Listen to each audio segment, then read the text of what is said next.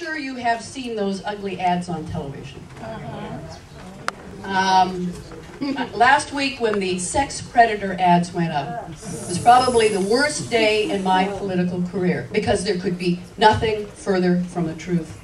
I want you to know that every Republican and every Democrat, prosecutor, police, and sheriff, every one of them has said how terrible those ads are and how wrong those ads are.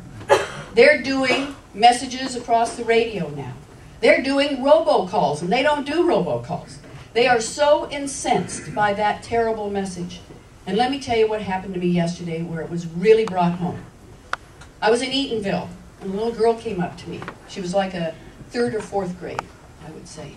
And she said, "Can I ask you a question?" And I said, "Sure." And she said, "You know, I've seen those ads about predators. I need to know, is it okay for me to go outside? Will I be safe?" I sat down to have a very lengthy conversation with that young child. Her mom was right behind her with tears rolling down her cheeks. Let me just tell you, nobody should engage in this kind of fear-mongering in an election. Nobody. And I want you to know, I never have. I want you to know, I never will.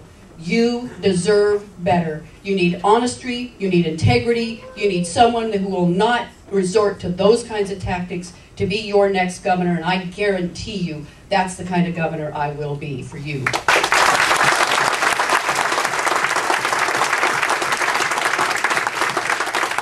now you've seen the money that's coming in.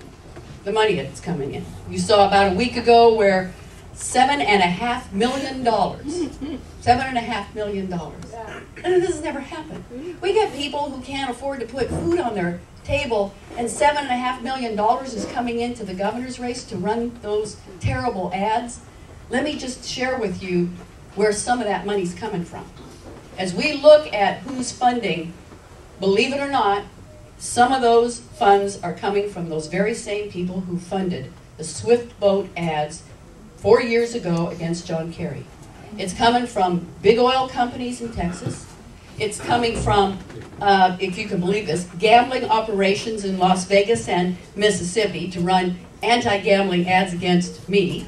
The fact of the matter is, I think we need to be clear in this state. This is about you as individuals. It's about you as individuals knocking on doors and talking to your friends and doing the work. It's not about money. And we ought to send a very clear message on November 4th to all of those bringing that money inside this state to run those ads. This state, this governor's office is not for sale.